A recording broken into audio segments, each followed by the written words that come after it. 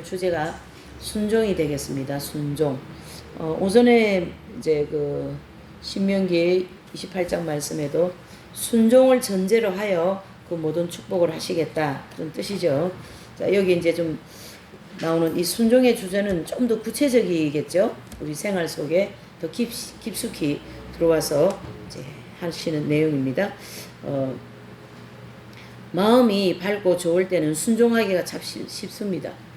마음이 좋을 때는 순종하기가 쉬운데요. 마음이 좀 안 좋을 때는 순종이 참 어렵습니다.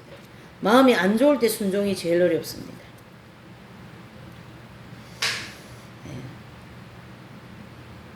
뭐 우리가 좋은 거에는 순종하기 쉬우니까 그건 뭐 그렇게 말 안 해도 될 것 같죠.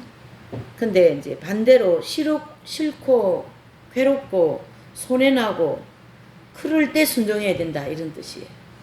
예수님도 인간의 몸으로 오시고 또 이제 그 십자가 그 인간의 몸으로 오시는 것까지는 좋아요.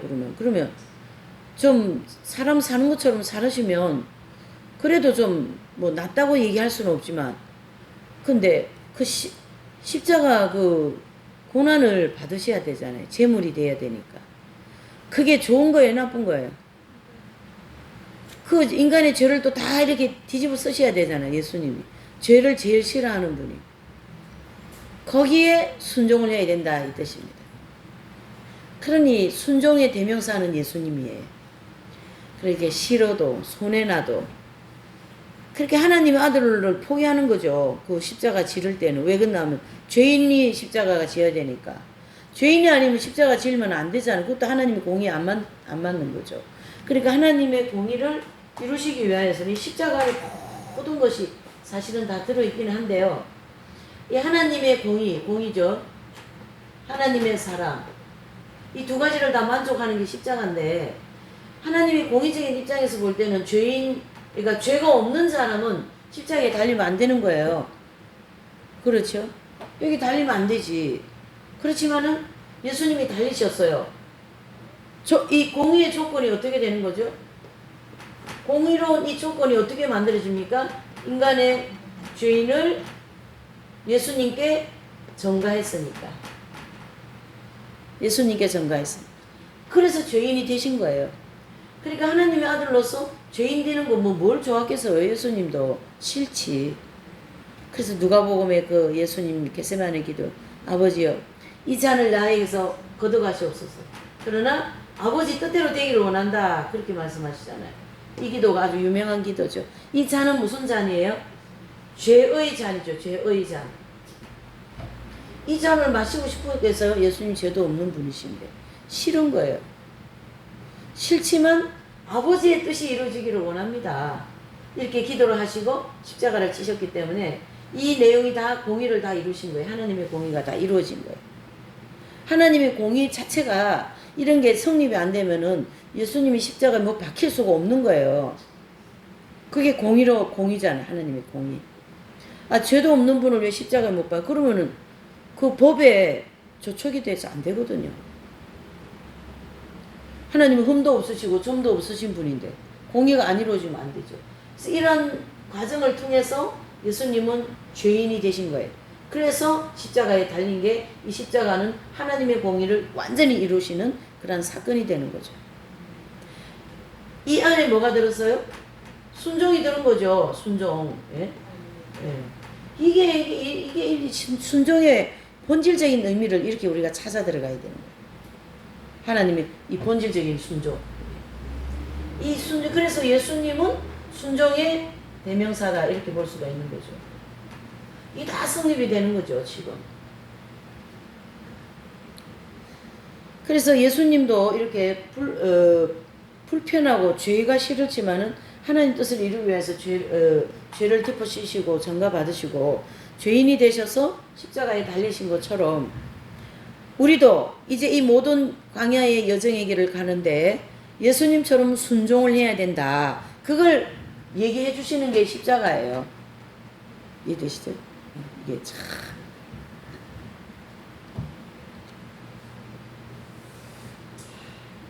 그래서 손해가 나도 괴로워도 싫어도 순종하는 게 중요하죠. 그 문제가 가지고 있는 이제 여러 가지 우리는 뭐 싫은 것도 많고 뭐 불편한 것도 많고 하기 싫은 것도 많고 가기 싫은 것도 많고 보기 싫은 것도 많고 예, 맛없는 것도 많고 예.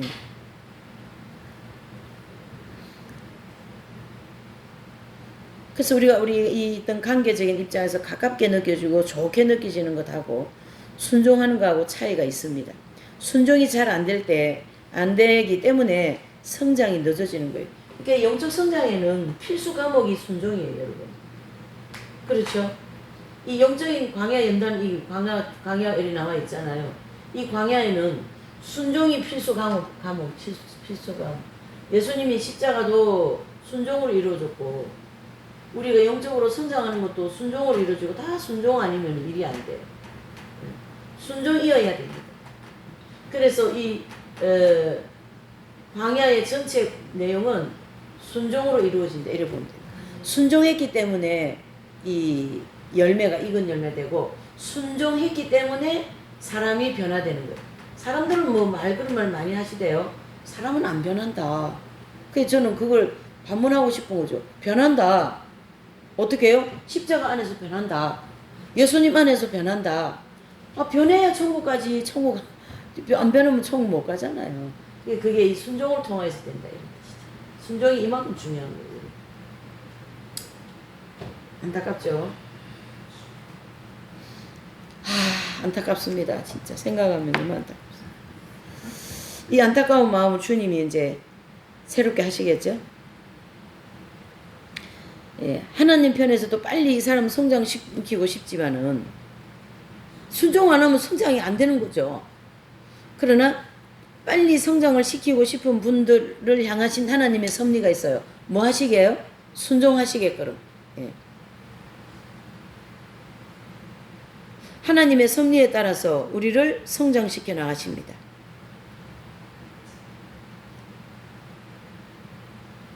자, 무조건 우리 모든 환경에서 따르는 것이 좋다고 생각하는가?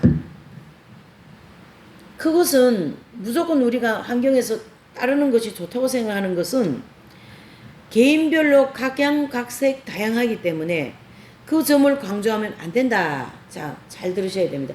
그 사람의 환경과 또 여러 가지 가지고 있는 재능과 가지고 있는 게 인간 삶의 특정, 즉 색깔이 다르기 때문에 내 색깔을 거기다 계속 이렇게 접목시키려고 그러면 안 된다. 안 된다. 그래서 하나님은 각자 다른 환경에서 다양하게 역사하신다. 이렇게 생각을 해야 오류에 덜 빠집니다. 내가 그렇게 왔는데 왜 너는 안 하냐? 이래 되면 어렵습니다. 목회자라든가 이런 좀 리더하는 분들은 그런 생각에서 빨리 벗어나야지 일이 잘 됩니다. 왜? 그 생각에 잡혀 있으면 내가 볼 때는 저리 되면 안 되는 거거든요. 그러니까 계속 거기다 간섭하고 거기다 뭐 얘기하고 뭐 이렇게 생각을 품고 있고 이러면 안 되는 거예요.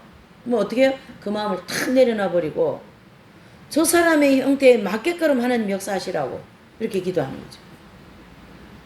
무슨 얘기인가 이해가시죠? 그러니까 세모제비 네모제비 막 이렇게 있단 말이에요. 이렇게 예? 뭐 별표도 있고 이렇게 뭐 세모제비 이런 다양한 형태의 사람이 있으면 요 세모제비라는 요 모난 성품은 하나님이 깎지만은 세모제비와 같은 요런 특이한 성품을 하나님 그대로 성화시켜 가지고 그 사람을 그대로 사용하십니다.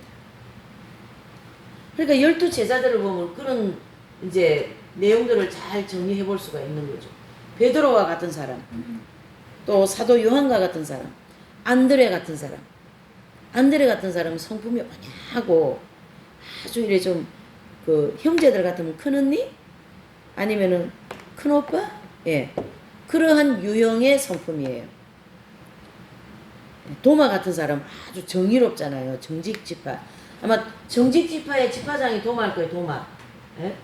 안 보면 나는 안 믿겠어. 막 이런 막 강직한 정직한 그런 성품이 도마. 그 정직지파가 있잖아요. 도마가 아마 정직지파의 지파장이 됐을 거야. 이분. 그러니까 예수님의 옆구리에 손을 안 넣어보면 난 못 믿겠다. 부활한 거 못 믿겠다. 누가 저 드립니까? 예수님이 저 드리죠. 그래, 도마야, 너 손 가지고 와봐. 내 옆구리에 넣어봐봐. 어떠니? 창자국이냐 못자국이냐 뭐냐 이렇게 이제 하세가 막 믿게 된 거죠. 주여 나를 떠나서 나는 죄인입니다. 이렇게 도마. 이렇게 12제자를 색깔이 다양합니다. 이 다양한 색깔을 그대로 성화시켜 버립니다. 하나님. 그걸 바꾸지 않으셔요. 왜? 바꾸면 다양성이 없습니다. 천국은. 이해되시죠? 그 다양성을 인정하면서 그 자체로 성화하시면서 천국 가서 아름다운 색깔들을 아주 총천년 빨주녹주 파란보를 내게 하셔서 그 천국이 아름답게 이루어지게 하시거든요. 그래서 제가 한번 얘기했죠. 천국은 수많은 공동체가 있다 그랬잖아요. 그 수많은 공동체 사람들이 다 공동체를 이렇게 이루고 사는데 그 공동체에 딱 보면 딱 맞는 사람끼리 곧 딱 모여 산다는 얘기죠. 그러한 다양한 성품의 사람들이 그 공동체를 이루어서 엄청나게 많이 아름다운 빛을 드러내면 천국이 얼마나 아름답겠어요. 그렇죠? 우리가 색깔을 보면 물감 색깔하고 자연 색깔하고는 틀려요. 똑같아요. 틀리죠. 조화가 아무리 아름답다 그래도 조화의 색깔과 실제 꽃 그 자연의 색깔하고는 틀립니다. 그러니까 얼른 볼 때는 어머 조화잖아. 근데 실제예요. 조화인가? 근데 실제예요. 이제 그런 것처럼 이 천국에는 하나님의 색깔의 본질적인 색깔이죠. 그렇죠? 천국 색깔. 얼마나 아름답겠습니까, 여러분? 그래서 제가 그걸 한번 봤어요. 뭘 봤냐면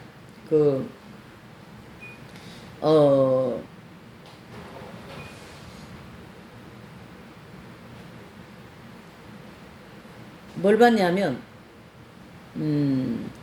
그 영화가 있어요. 그 영화가 그 영화 뭔 영화지? 이제 아기가 자기 딸이 유괴돼 가지고 저기 사막에서 온 편지인가? 사막에서 온 편지 아닌데 그 책의 이름인데 그 편지 있어요. 그거 그 영화에 이제 나오죠. 이 주인공이 어릴 때 아버지가 막 술주주병을 많이 해가지고 엄마를 구타하고 하는 거를 이제 굉장히 상처를 많이 안고 있는 그런 아버지에 대한 생각으로 있는면서 살았어요. 근데 이분이 교통사고 나가지고 영이 빠져나가서 천국을 갔다 오는 그런 내용이거든요. 근데 천국을 이제 딱 주님이 딱 저렇게 딱 보여주시는데 보니까 아주 오색 찬란한 색깔들이 막 반짝반짝하면서 막 너무너무 아름다운 거예요. 그래서 저기가 어디냐 그러니까 천국이다 그러는 거예요. 근데 그 아름다운 색깔 속에서 웬 사람이 한 사람이 이렇게 딱 걸어 나오는데 가까이 와서 딱 보니까 아버지인 거예요. 자기 아버지인 거예요. 그래서 자기 아버지하고 이제 이 아들하고 화해를 하는 거예요. 자신 아버지가 이제 아들한테 옛날에 어머니 구타하고 자신도 막 구타시킨 그런 거를 용서해달라고 그렇게 이제 화해를 하는 그런 장면이 있거든요. 이제 그 영화가 그게 네. 어쨌든 여기는 있는데 여기 잘 안 나오려고 그러네. 예, 그 장면을 제가 보면서 이 작가는 도대체 기독교인이다. 그리고 이런 개념이 있는 사람이다. 그러니까 이렇게 책을 썼겠죠. 책도 나왔어요. 그래서 그 아버지하고 이제 아들하고 화해하는 그런 장면이 나오는데 그만큼 하나님의 나라는 그 사람이 가지고 있는 색깔을 그대로 살려서 천국을 이룬 곳이기 때문에 너무나도 아름답다라는 거죠. 그 아름다움의 모든 색깔을 다 가지고 계신 분이 예수님이셔요. 그 아름다움을 모든 걸 다 가지고 계신 분이 예수님, 십자가 예수님이시라고. 그 예수님이 있는 그 아름다움을 그대로 죽으시고 그대로 부활하셨기 때문에 어떻게 해요? 그 아름다움을 그대로 가지고 천국을 가신 거죠. 이해되시죠? 이렇게 예수님을 중심으로, 즉 하나님 중심으로 모든 것은 모든 삶이 이루어질 때에 우리는 그 아름다움의 꽃을 피울 수가 있는데 그게 순종을 통해서 된다는 얘기예요. 순종을 통해서.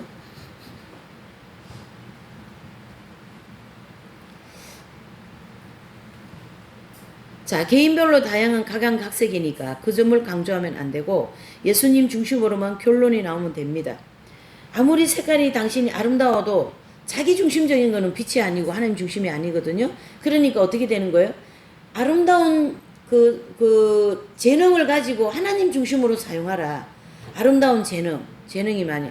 그러니까 이 사람의 가지고 있는 재능이 참 아름답잖아요. 근데 이거를 세상적으로 사용해버리면, 저는 이제 노래 잘하는 분들, 가수나 뭐 이런 이제 뭐 이제 조용필 뭐 옛날 가수들 있잖아요. 이미자 이런 분들 옛날 분들이잖아요. 그런 분들은요, 보면 제일 먼저 무슨 생각나느냐 하면, 복음성 가수가 되면 참 좋았었겠다. 저 목소리 가지고. 그걸 유행가를 하지 말고 하나님을 찬양하는 목소리로 사용하면 그게 진짜 아름다운 것이고, 그 가지고 있는 노래 잘하고 찬양 잘하는 그 찬양은 세상적인 노래를 부르기 때문에 그냥 그것으로 그냥 끝나는 거예요. 이해되시죠? 그렇게. 이제 그러한 내가 가지고 있는 탤런트라든가 내가 가지고 있는 것을 아름답게 사용하면서 하나님 중심으로 성화시키는 것이 순종을 통하여 된다. 또 여기에 우리가 하나 플러스 해야 되는 게 있어요. 순종 플러스 뭐냐면은 연단. 연단이 안 되면요, 우리가요, 이 하나님 중심으로 살지를 못해요. 예. 그 연단 받으면서 아름다운 꽃들이 피어져 나가는 거죠. 연단. 그래서 광야의 연단이 필요한 거예요. 그래서 하나님께서 우리를 연단시키는 이유도 하나님 중심으로 이렇게 아름답게 살게 하기 위해서 연단시키신다. 자, 자아가 깨어지는 과정은 우리에게 꼭 필요한 과정이죠. 왜? 이 자아가 깨어져야만이 아름다운 꽃을 피우기 때문에. 그래서 우리가 하나님의 뜻을 깨달아서 거기에 맞춰서 내가 잘못된 게 많거든요. 내가 부족했구나. 또 내 탓이었구나. 그런 것을 많이 고백하는 게 좋습니다. 오늘 제가 어제인가 그저께 이제 제가 이제 친척 집에 갔다 왔다 그랬잖아요. 갔다 온 후로 내가 생각해 보니까 정말 또 내가 사랑이 부족했고 겸손이 부족했고, 예? 두 가지가 가장 부족하더라고. 겸손이 부족하고 사랑이 부족했던 거예요. 그런 순간순간들을 보면 부족한 게 너무 많은 거예요. 아버지, 내 탓이다. 내 탓이다. 이렇게 자꾸 이게 우리 속에서 깊은 곳에서 고백이 돼야 됩니다. 그래야 겸손해지고 그렇게 해야만이 아름다운 꽃을 천국 가서 피울 수가 있는 거예요. 그 익은 열매 된 만큼 나온다 이래 보시면 되거든요. 또 어떤 사람 때문에 어려움을 겪었고 또 다른 분들한테 피해가 많았고 그러면서도 그 모든 것이 다 내 탓으로 돌려야 되는 거예요. 내 탓이다. 내 탓이다. 그래서 하나님은 우리를 그런 내 탓으로 자꾸 돌리게 하기 위한 그런 고백, 그런 신앙이 되게 하기 위해서는 우리를 어떻게 해요? 고독한 환경을 자꾸 만들어 주십니다. 고독한 환경을 만드셔서 그 고독을 통하여 자신의 부족함을 자꾸 깨닫게 해주시는 거거든요.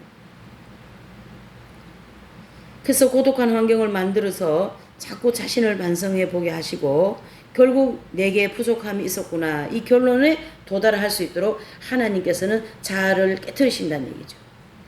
이 성인들은 그것을 가장 많이 하셨어요. 이 고독한 삶.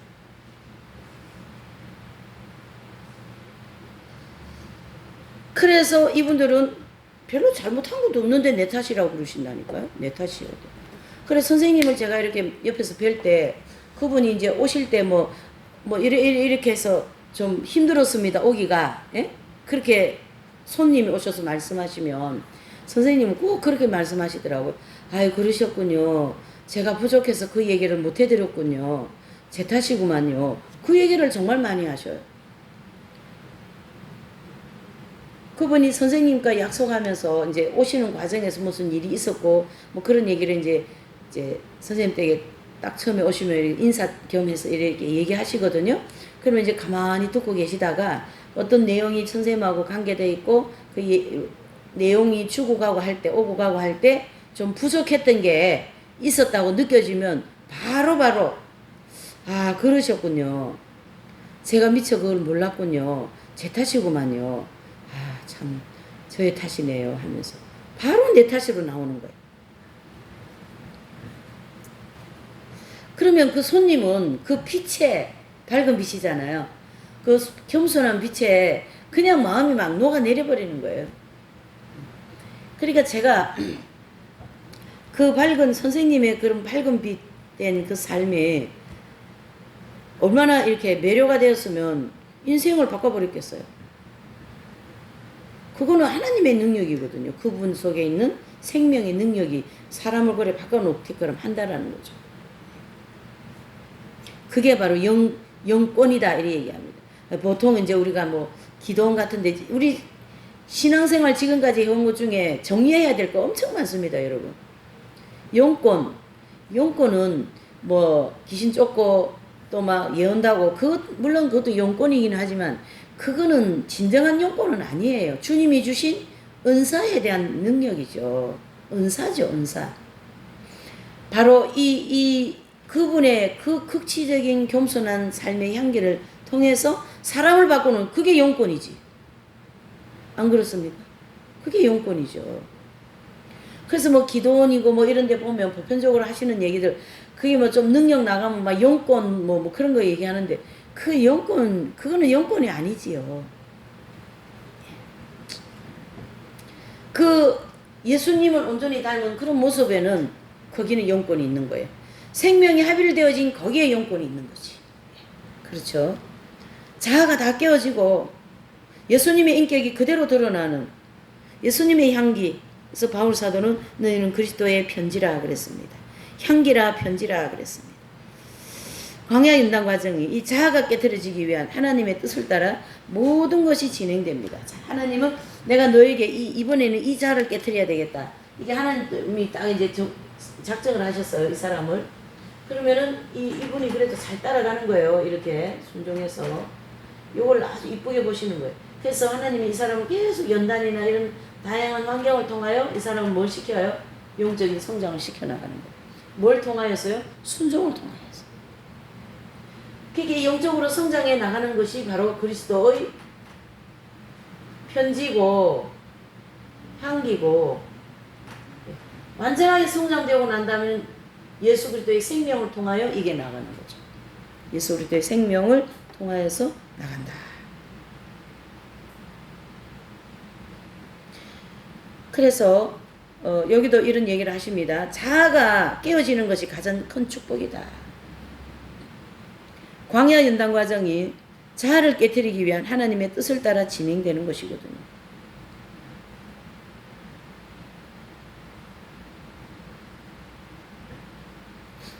자, 거기 보시면 이런 얘기가 있어요. 수도의 회원이니까 선생님의 영적 권위에 무조건 순종해야 되지 않는가. 이런 내용을 이제 여쭤봤어요. 어떤 분이.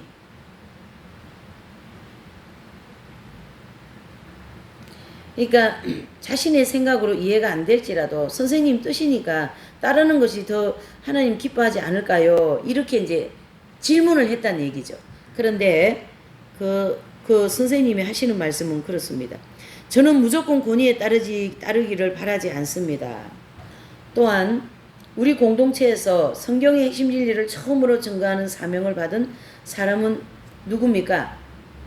선생님이었거든요. 저였거든요. 이분은 선생님 자신을 얘기했어요. 그래서 저였으니까 다들 잘 따라주고 대접해줘야 됩니다. 이게 뭐냐면, 이제 선생님 이런 생각을 가지고 있는데, 이제 이 성경의 핵심 진리를 이제 증거하는 사명을 우리 공동체에서 누가 제일 먼저 받았어요? 선생님이 받았잖아요. 이 사명을 받은 분으로서 오시는 모든 분들을 잘 뭐죠? 섬기는 사명을 가지고 있다 이 뜻이에요. 이렇게 잘 섬기는 것이 내가 하는 것이 마땅하다 이 뜻이에요. 지금. 그러니까 참 겸손하지 않으세요, 이 답이? 그쵸? 그리고 무조건 내 권위에 따라야죠. 내가 말이지 합일되었으니까. 근데 합일되어진 분은 그런 말 자체를 쓰지를 않아요. 그러면 내 뜻을 무조건 따라야지. 그러면은요, 합일되었다고 볼 수가 없어요. 아직 그 인격이 예수님 인격으로 다 안 됐어요. 그러나 이분은 합일이 되어진 분, 즉 그리스도의 생명으로 합일되어진 분이기 때문에 이런 답을 할 수가 있는 거죠. 저의 사명인데요. 이니까 제가 여러분들을 섬기는 것이 마땅하고 그게 제 사명입니다. 정말로 겸손한 답이죠. 아유, 아닙니다. 괜찮습니다. 그거 말고 아주 본질적인 거 이거 딱 정확하게. 이 사명을 받은 사람으로서 오시는 모든 분들을 잘 섬기고 예, 도와드려야 되는 게 내 사명이다 이 얘기. 우리가 이런 내용 하나하나에서 아우 뭐 주는 거, 받는 거를 막 사양하고 그거가 다가 아니다는 얘기예요. 사양하고 막 그런 것만 해도 다 겸손이 아니다라는 뜻이죠. 더 깊은 겸손을 지금 말씀하는 거죠.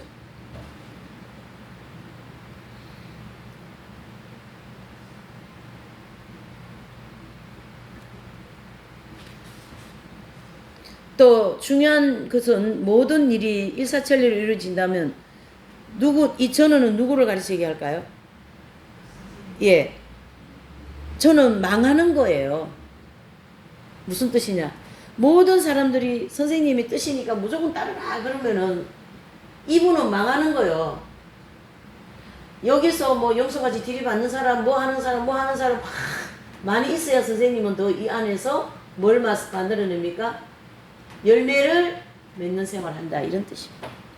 그래서 들이받는 사람, 욕하는 사람, 막 뭐라고 하는 사람, 그런 사람을 향하여 오히려 더 사랑으로 기도해드리고 사랑으로 이렇게 대해주시잖아요. 그러니까 이 땅에 살기는 사는데 이 이긴 자들은 잘 들으셔야 돼요. 이긴 자들은 이 땅에 살기는 사는데 삶은 천국적인 삶을 살고 있어요. 그게 바로 천국, 심령의 천국을 이룬 분들입니다. 심령의 천국을 어떻게 해요? 이루신 분들. 너희가 천국이 여기 있다 저기 있다 할 것이 아니라 천국은 어디에 있다고요? 너희들 안에 있다 그랬거든요.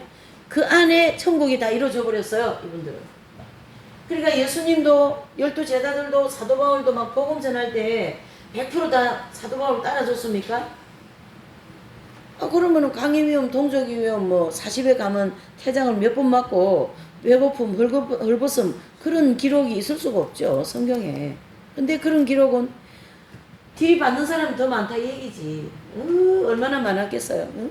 감옥에 집어넣고 말이죠. 구타하고 멸시하고 천대하고 먹고 살 거 없어가지고 막 배고픔의 위험, 강의 위험, 동족의 위험 그런 걸 통하여 사도 바울은 그 위대한 13편의 서신을 기록하면서 교회시대 2000년 동안 그 13편의 서신이 복음 전체를 대명사로 해주잖아요. 그렇게 이 성인들의 영성이 깊은 거예요, 여러분. 그러니까 이 개신교는요, 참 개신교 때문에 힘들어. 이 개신교는 성인들에 대해서 잘 모르니까 성인들만 얘기하면 왜 사람 얘기하냐고 막 해붙이려고 그래요. 아니 교회 교회가 아니지 학교 다닐 때 특별히 나한테 은인이 되고 그렇게 스승이 있는 분은 평생 생각하지 않냐고. 생각한다. 그래 한난 세상 공부도 그렇게 하면 나를 위해주고 나를 어떤 삶에서 건져주고 그러면 은인이라 하면서 평생 그 사람 얘기하고 마음에서 안 잊어버리는데 예수님 뜻대로 살아가지고 예수님 뜻대로 살아갈 수 있도록 지도해주는 사람을 인도해주는 그런 바울이나 12제자 이런 사람을 얘기 안 한다면 누구를 얘기할 거냐고. 응? 하면서 그렇게 얘기하는 거지 제가. 좀 할 말 없는 거지. 거기서 또 할 말 해요. 뭐 하든가 말든가. 그렇게 되는 거지. 성인들을 모르면은 영성을 알 수가 없는 거예요. 왜 그런가 하면 우리가 너무 문제가 많거든요. 그래서 식욕, 성욕, 무력, 명예욕, 또 수면욕. 성인 프랜시스 성자는 어떻게 수면욕을 절제했는가? 예수님은 그런 거는까지 얘기 안 하시잖아요. 정욕은 육신에 자기를 부인하고 자기 십자가를 지고 나를 따르라. 이렇게만 얘기했거든요.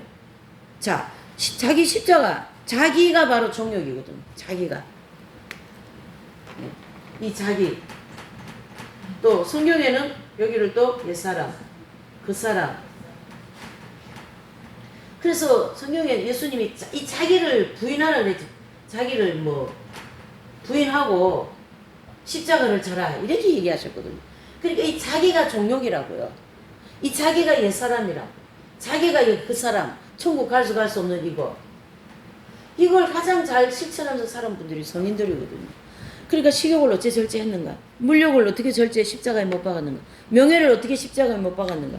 그런 것을 가장 잘 보여주시는 분들이 이 성인들이거든요. 그러니까 개신교는 이 성인들을 잘 모르기 때문에 손해 엄청 보는 거예요. 아주 정욕에 푹 빠져서 살면서 영성이다 이렇게 하고 에? 딱 신학교에서 영성신학 가르치고 그러는 거예요. 아니거든요. 그 성인들을 많이 알아야 돼. 우리가 성인들을 많이 읽으라고 얘기하잖아요.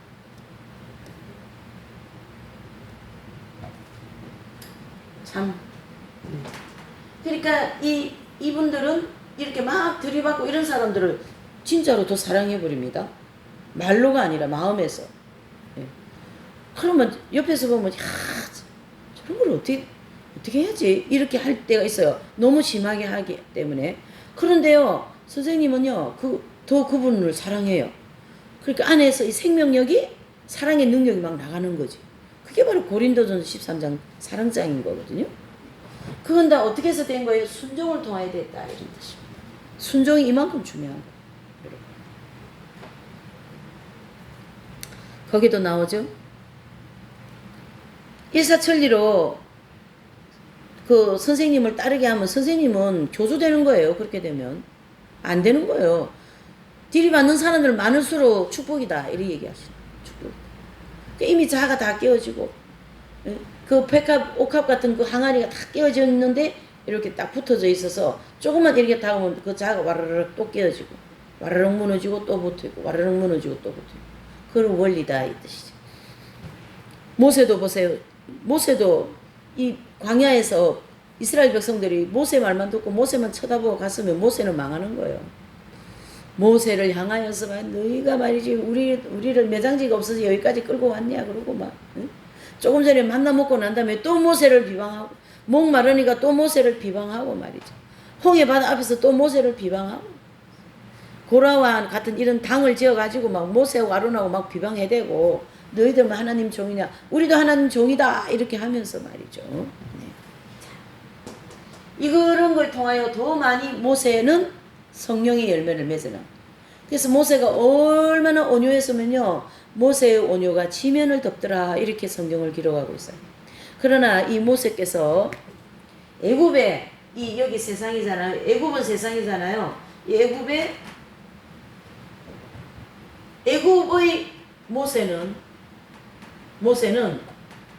교만 덩어리, 아집 덩어리, 네, 포악성 덩어리. 그러니까 막 의분이 나가지고 자기 민족이 막 이렇게 핍박을 받고 있으니까 처음에 의분이 나가지고 막 때려가지고 사람 죽게까지 얼마나 힘이 세서면 때렸는데 막 죽어버렸어요. 막 모세가 막 애굽에서 잘 먹고 막 이렇게 훈련을 잘 받아가지고 막 아주 그냥 건장했겠죠. 청년이니까. 이 애굽의 모세는 뭐예요? 포악성 덩어리, 교만 덩어리. 그러나 이 모세를 미디안 광야로 끌고 나와갖고 하나님께서 모세를 만드는 거예요. 그래서 모세가 온유한 사람이 되어가지고 그 모세의 온유가 지면을 덮는다. 이렇게까지 성경에 기록을 하신 거죠.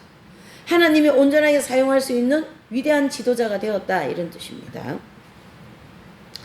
그래서 모세도 그 광야에서 그렇게 돌팔매짓 하고 막 그냥 막 푹푹 찌르고 말이죠. 그것을 통하여 모세는 더 열매를 많이 맺게 되었다라는 거죠.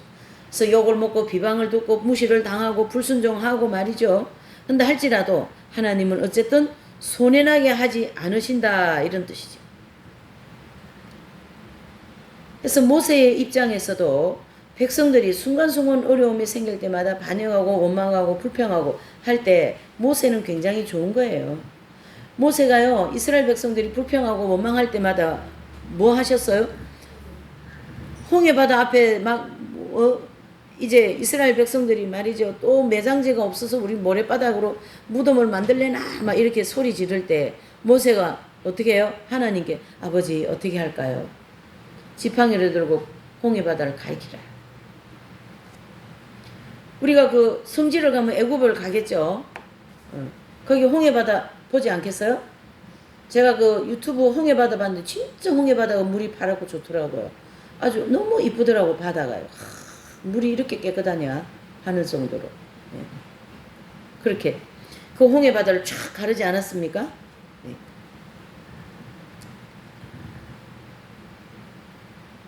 그래서 하나님은 결과적으로 나는 지금 손해보는 것 같지만은 하나님은 절대 손해보게 안 하신다 이런 뜻입니다. 우리를.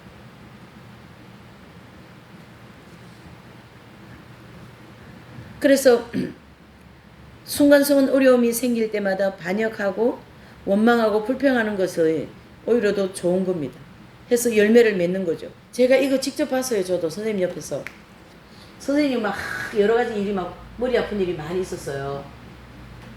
그런데 그날 아침에 그 얘기를 하시더라고요.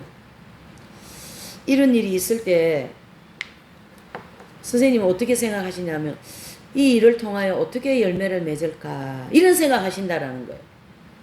어떻게 성령의 열매를 맺을까 그 생각이라는 얘기죠. 만약에 저 같은 사람이 무슨 사건이 생겼다 그러면 이걸 어떻게 할까. 지금은 이제 저도 이 공부를 한 지 오래돼가지고 그걸 막 감정적으로는 안 하는데 옛날에는요 무슨 사건이 생기면 그랬지 그러고 막 이 생각이 깨끗하지는 않는 거예요. 이러고 이게. 그러나 이 정화가 다 되어진 분들은 어때요? 사건이 생길 때마다 그걸 통하여 어떻게 하면 열매를 맺어서 하느님을 기쁘시게 해드릴까 그런 생각으로 가득 차진다라는 얘기죠. 이게 자기를 부인한 사람의 십자가에서 죽고 다시 거듭난 사람, 그렇죠? 거듭남. 사람의 성품이요 삶의 열매다 이래 볼 수 있는 거죠. 자, 그래서 이런 이제 열매를 많이 맺을 수 있는 결론이 나와야 되고, 그래서 각각 비춰지는 빛이 있고 그에 따르는 열매가 있을 수 있는 것이다. 그러니까 어떤 사람은 사랑의 열매를 많이 맺고, 어떤 사람은 충성의 열매, 어떤 사람은 인내의 열매, 어떤 사람은 뭐예요? 화평의 열매. 이 열매가 다 다르다라는 얘기죠.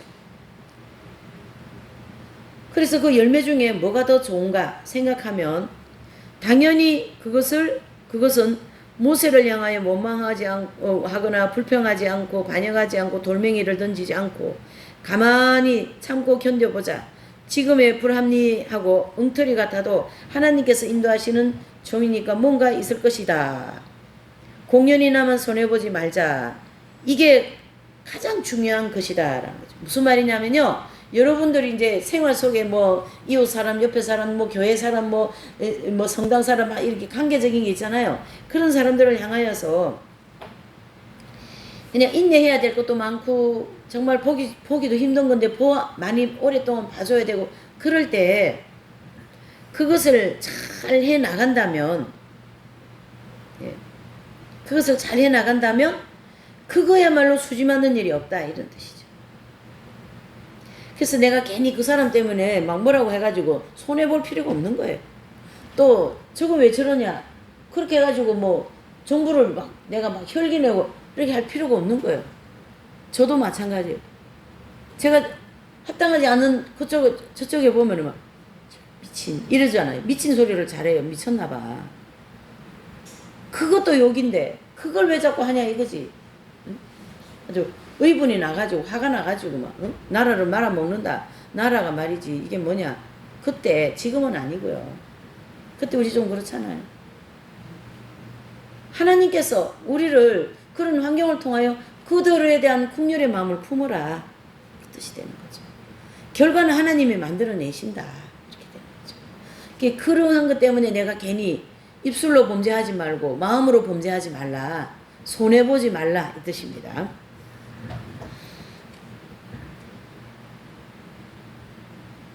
그래서 그런 걸 원망하고 불평하고 선동하는 사람은 마귀의 지배를 받기가 쉽습니다. 그래서 우리는 상황을 잘 분별해야 되고 인간의 말에 자충우돌하지 말아야 됩니다. 사람의 말에 자충우돌하지 말아야 돼요. 자, 그래서 우리가 이 생활을 할 때 보면 각각의 개인적으로 다 다릅니다. 성자들의 정규를 봐도 그렇고 하나님의 생명이 내주합일되어진 사람이라 할지라도 생각하는 거 하나가 다 하나님과 완전하게 일치하느냐? 그것은 아니라는 거죠. 사상적으로는 동일되지 않는 부분이 있다는 얘기죠. 이게 무슨 얘기냐면 루터 있죠. 루터는 가톨릭 신부님이었잖아요. 신부님이었는데 이분이 이제 그 수도사를 탈퇴하고 나와가지고 결혼을 하죠. 그렇죠? 그래서 루터가 있는 시대에 마틴 루터 아시죠? 이 마틴 루터 있는 시대에 누가 나왔냐면은 십자가에 요한도 나오고 아빌라의 데레사도 나오고 빌립보 네리 신부님도 나오고 네리 신부님, 네. 성 이냐시오 성자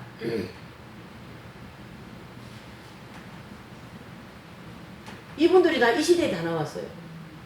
가장 15세기 16세기 사이 가장 어두운 가톨릭이 가장 어두운 때예요.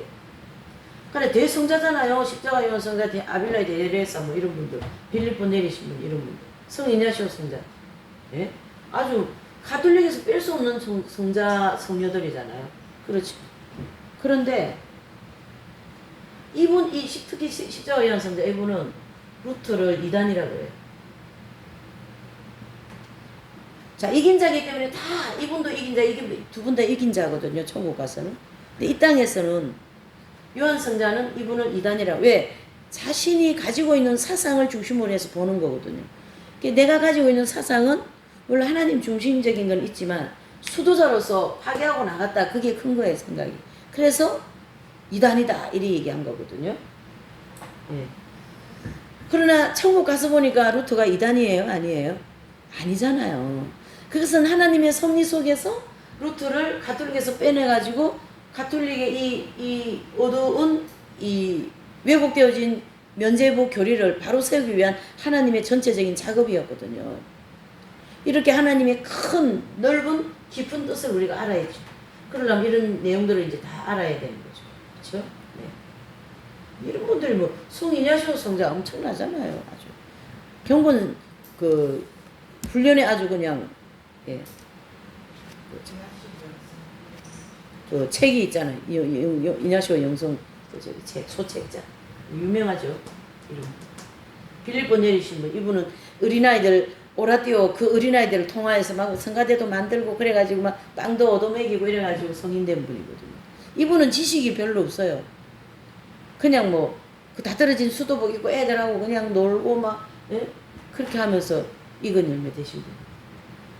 다 틀리잖아요 색깔이.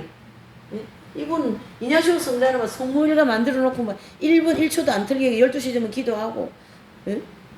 그 전에 막 그냥 오전 시간 있었던 일도 막 참여하고 말이죠. 눈물 흘리고 참여하고 그렇게 익은 열매되고 이분은 고아원 같은 그런 어린아이들 통하여서 고아들을 통하여 이긴 자가 돼요. 데레사 같은 분은 데레사 이분은 아빌라의 데레사 이분은 뭐예요? 수도회 스페인이죠. 스페인에 네, 스페인 하여튼 스페인의 아빌라의 데레사 십자가 요한 성자 이분들은 수도 생활을 통하여서 뭐 했습니까? 익은 열매된 분들이고 다르잖아요 색깔이. 그러나 천국 가서는 너무나도 아름다운 색깔들이죠. 이렇게 그래서 이긴 자들을 보면 아니죠. 이긴 자들까지 볼 게 아니라 12제자들을 보면 천국의 아름다운 색깔들이 다양하다.